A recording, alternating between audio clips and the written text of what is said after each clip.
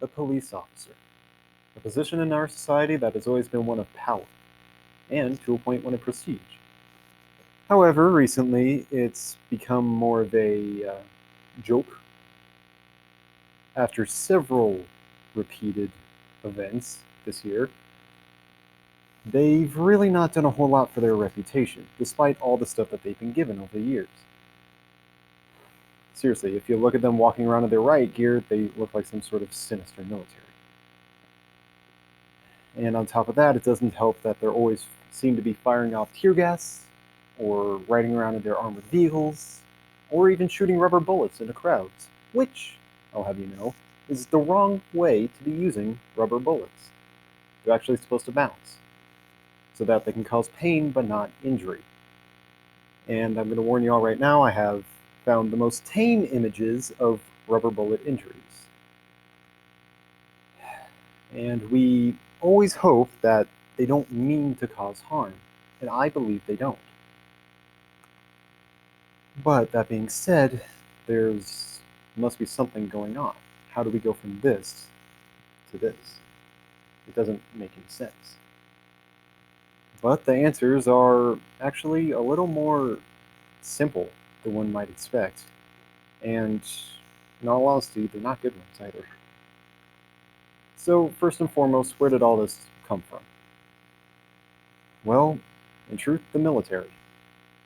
Go figure. These aren't just military grade vehicles, these are actually just surplus military things. The American police officer has always been getting upgrades to their gear. That has to happen. As time moves on and weapons evolve, we all have to keep up. But as you can notice on the end there, something doesn't really seem quite right with the last one. Congress, or at the very least, we assume to be Congress, it might have been the president, we're not quite sure, started giving consecutive discounts starting in the 80s to police forces in order to make them having better equipment easier. Seems like a good reason. But after the September 11th attacks, this was accelerated by quite a significant margin. To the point where instead of getting discounts, they got it for free. The only thing that they have to pay for is shipping as a result of there being so much of a surplus. In fact, during an interview in the LA Times, one spokesperson from Los Angeles even said they were given access to anything that the military had, from armored vehicles and weapon mounts to even RPGs and grenade launchers. And in case you think that last one's a joke, I can rest assure you that it's not. But don't worry, that was only assigned to the school officers. Sure. Alright, so that sort of explains where it all comes from, but why do we need this? Why would anyone need to see a school officer toting around some rotary grenade launcher? Of course it's to beat the bad guys. I mean, why wouldn't we? That's all it is, isn't it? You can't have an outgunned police force. That's just silly. After all, it's their job to be able to beat down criminals, and to a point, that's true. To a point. In truth, we've only had an outgunned police force about 3 times since the 80s. 3 times. And on top of that, as a result of all this new fancy weaponry, they've really gone, we'll say, lacking with their training.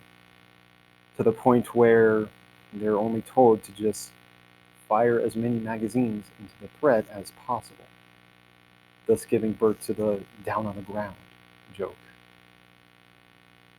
And one of those 3 times where they were outgunned, one of those men didn't shoot.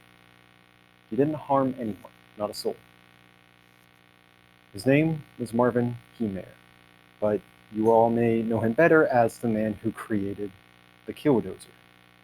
The bulldozer that ran through Granby, Colorado on June 4th, 2004. He had reasons for doing this. We'll get into those later, but upon seeing this behemoth of a machine, what was everyone's first reaction? To negotiate? Nope. All you had to do was shoot. Just shoot at it. They were told to just start unloading into the vehicle. Over 200 rounds were fired, and many low to mid-range explosives were used. They all failed. Seeing as welding was Heemeyer's profession, they couldn't get through, as he truly built a homemade tank. So what was the next choice? Well, the obvious one, of course. Let's call in the National Guard with an Apache helicopter with Hellfire missiles to take him down. And the only reason why they were turned down was because of the possible loss of civilian life. That's it. They had full access to this. At the end of the day, no one would be harmed. The only casualty would be Heemeyer himself, as he took his own life. If you want to know more about his story, NBC News has great coverage on this, and there's also a documentary called Tread, released earlier this year about it. And once everything was all said and done, what happened? The station received bigger guns and armored vehicles themselves, not better training. It doesn't make any sense why we have these things. To a point, it can be. There is a time and a place for these sort of weapons. On the battlefield in a war zone, not against civilians. Last I checked, we're not at war with ourselves. At least, that's what we're being told. But let's take a look at some modern day things. The George Floyd protests, the Breonna Taylor protests. What do we see happening? What starts as a peaceful protest ends up turning violent. Now, at this point, the police have to step in. Yes, they do. That's their job. Keep the peace. But they don't have to do it in the way that they do. They almost seem to go mad with power as soon as they're given the command to march. It doesn't make sense.